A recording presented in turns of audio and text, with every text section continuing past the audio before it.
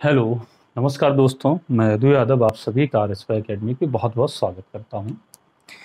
जैसा कि आपको बताया कि अब डेली हमारे आरएसवाई एकेडमी के चैनल पर आपको मैथमेटिक्स का एक पॉइंट मिलेगा। जैसे आपका करंट अफेयर्स का डेली का रूटीन का रहता है, उसी तरह का कुछ मैथमेटिक्स का मैं आपको प्रोवाइड कराऊंगा। और आज मैं आपके लिए लेकर के आया हूँ संपूर्ण संख्या। क्या होती है संपूर्ण संख्या? तो सबसे पहले हेडिंग लिखना है आप, संपूर्ण संख्या। इसके ऊपर एक क्वेश्चन आपका टीईटी में आ चुका है कि संपूर्ण संख्या निम्न में से छांटिए कौन सी है। और एक एसएससी के एग्जाम में भी आ चुका है। इसको परफेक्ट नंबर बोला जाता है, इंग्लिश में परफेक्ट नंबर। तो स्टूडेंट, संपूर्ण संख्या का देखिए मतलब ये होता है कि जैसे कोई भी आप संख्या लें, उस संख्या के सभी गुणनखंडों का जो योग है वो वही संख्या मिलनी चाहिए। तो आप समझ लें कि वो संपूर्ण संख्या है। सभी गुणनखंडों का योग वही संख्या प्राप्त हो जाए तो आप समझिए कि वो संपूर्ण संख्या है। लेकिन क्या आप गुणनखंड जानते हैं? पहली बात तो यही है। अगर स्टूडेंट को ये नहीं पता कि गुणनखंड क्या है तो सभी गुणनखंडों का योग कैसे करेगा? तो मैं थोड़ा सा आपको यहाँ पे पहले संपूर्ण संख्या बताने से पहले गुणनखंड के बारे में बताता हूं। आप समझ जाएंगे बहुत ही बेहतर ढंग से कि गुणनखंड क्या है। देखिए स्टूडेंट, इस गुणनखंड को अपवर्तक भी कहा जाता है। गुणनखंड को अपवर्तक भी कहा जाता है और इंग्लिश में इसको फैक्टर कहते हैं। ठीक, फैक्टर कहते हैं इस तरह से। अब आपको स्टूडेंट बताना यह चाहता हूं, गुणनखंड का मतलब होता है जैसे कोई संख्या है, मान लीजिए 6।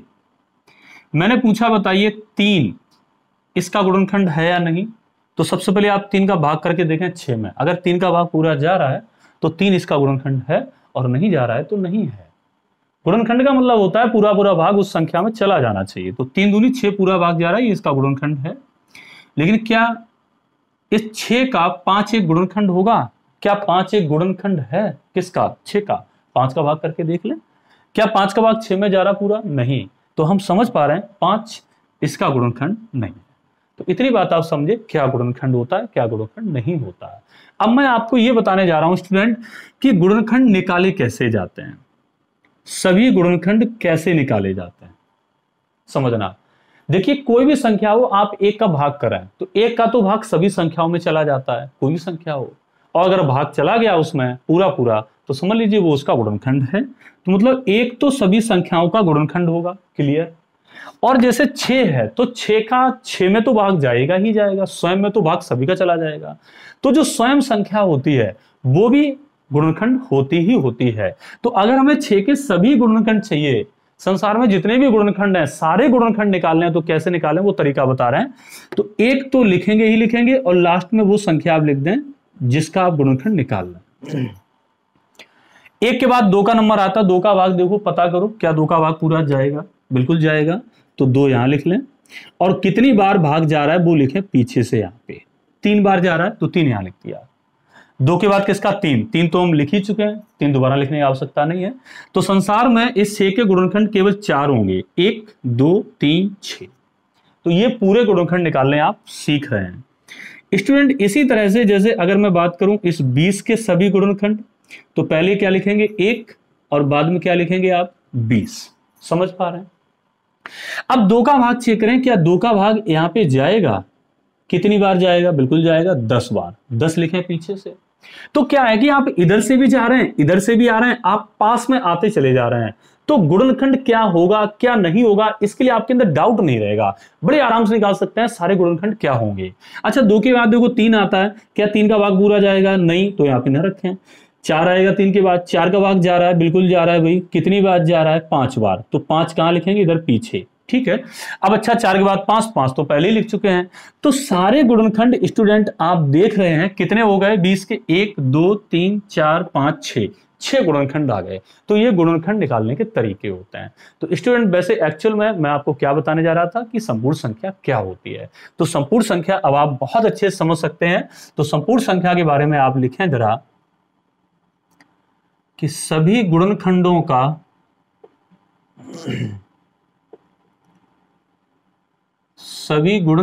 का योग वही संख्या मिले, वही संख्या प्राप्त हो।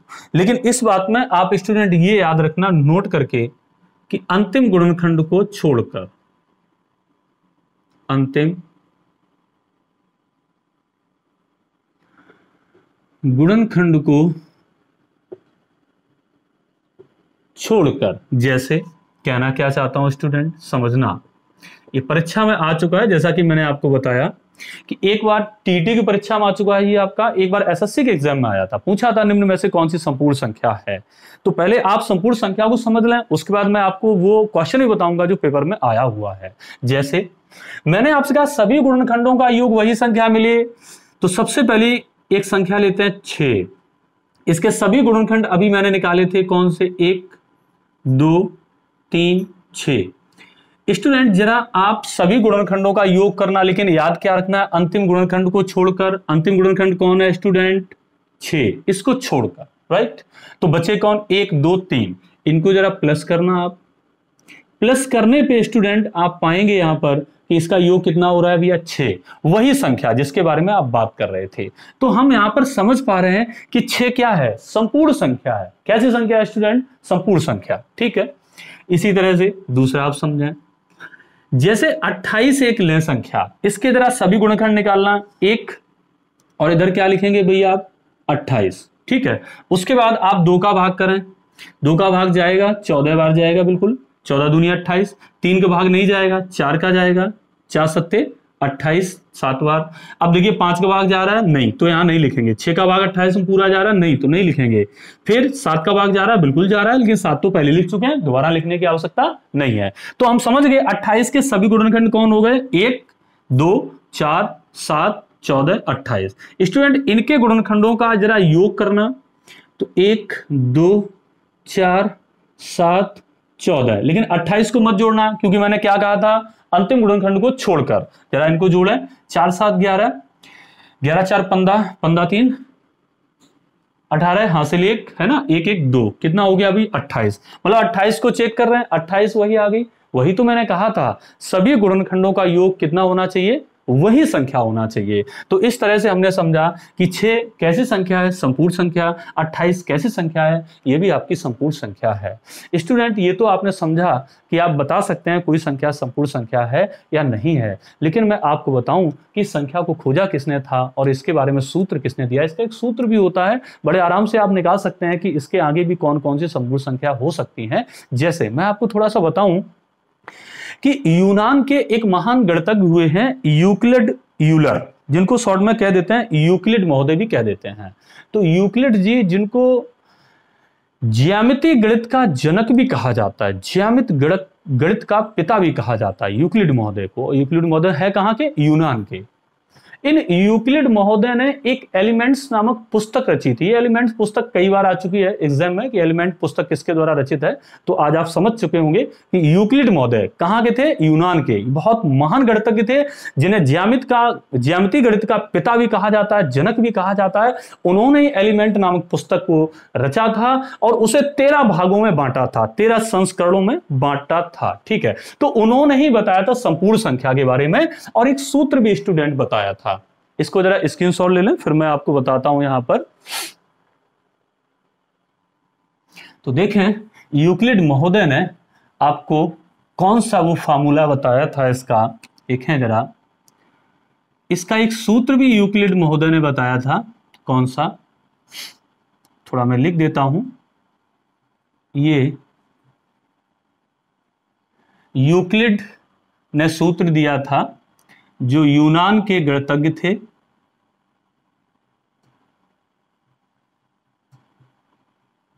ये यूनानी गणितज्ञ थे और स्टूडेंट इन्होंने ही,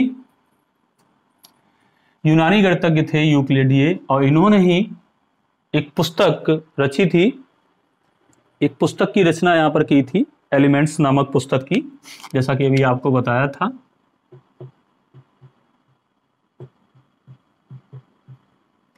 एलिमेंट्स को ग्रंथ भी आप कह सकते हैं क्योंकि बहुत बड़ी पुस्तक है ये, ठीक है। एलिमेंट्स पुस्तक रची थी जिसे कितने भागों में बांटा गया, 13 भागों में बांटा इन्होंने एक सूत्र दिया संपूर्ण संख्या के लिए कि आप संपूर्ण संख्या निकाल भी सकते हैं, परफेक्ट नंबर आप निकाल भी सकते हैं। क्या होता है, 2 पे घात p, पावर में ही -1 है, फिर गुणे में नीचे 2 पे घात p और -1।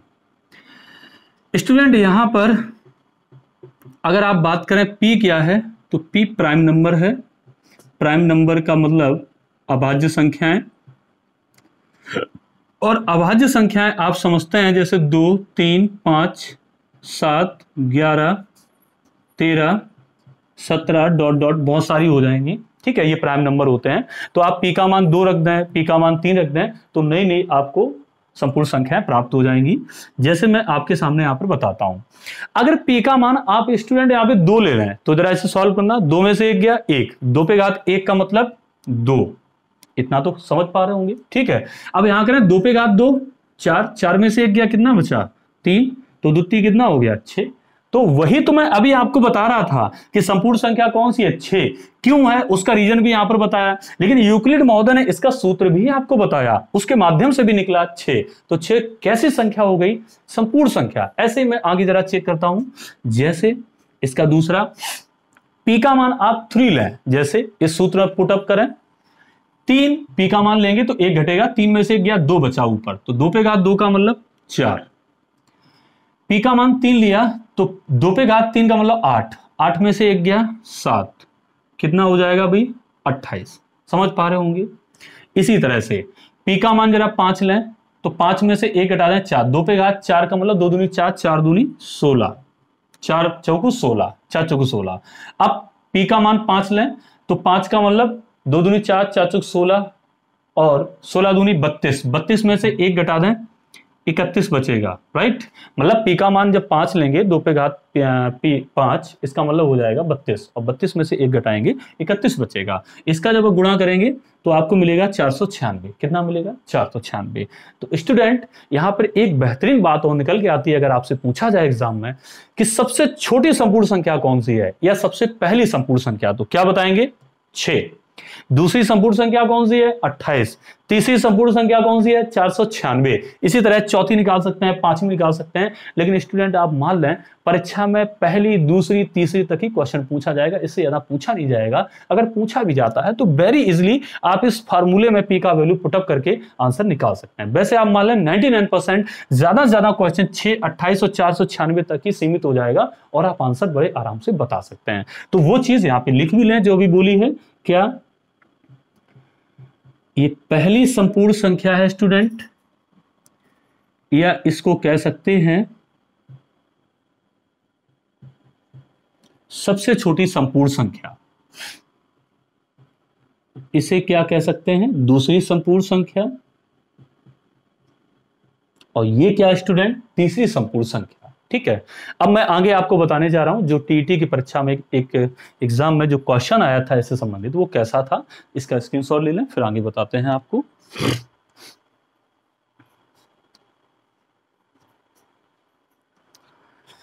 चलिए स्टूडेंट अब आगे हम लोग देखते हैं कि परीक्षा में क्वेश्चन किस तरह से आया था। देखें आप, कुछ प्रश्न इस तरह से आया था,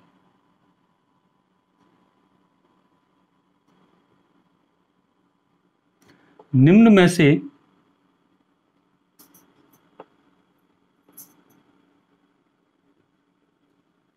संपूर्ण संख्या बताइए, संपूर्ण संख्या बताइए। Option A 20, 14, 11, right. 11 की जगह कोई भी आप संख्या ले लें जैसे 15, और डी ऑप्शन है आप ले लें आप 28।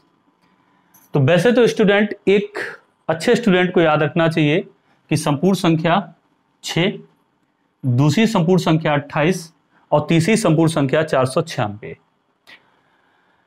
तो आपके सामने रखिए क्या आंसर होगा 28, ये भी नहीं होगा, ये भी नहीं होगा, ये भी नहीं होगा। तो इस तरह का क्वेश्चन आपका टीईटी एग्जाम में आ चुका है। तो स्टूडेंट, आज आपने बेहतर ढंग से समझा कि संपूर्ण संख्या क्या होती है। आई होप आपको ये पसंद आया होगा, समझ में आया होगा कि संपूर्ण संख्या क्या होती है, किसने खोजा, इसका फार्मूला क्या है, किस तरह क्वेश्चन पूछे जाते हैं। तो प्लीज़ अगर आपको समझ में आया हो तो मेरे चैनल को आप तुरंत ही सब्सक्राइब कर दें, लाइक कर दें और इसे शेयर भी कर दें। Thank you so much for watching my YouTube channel. Thanks a lot for this.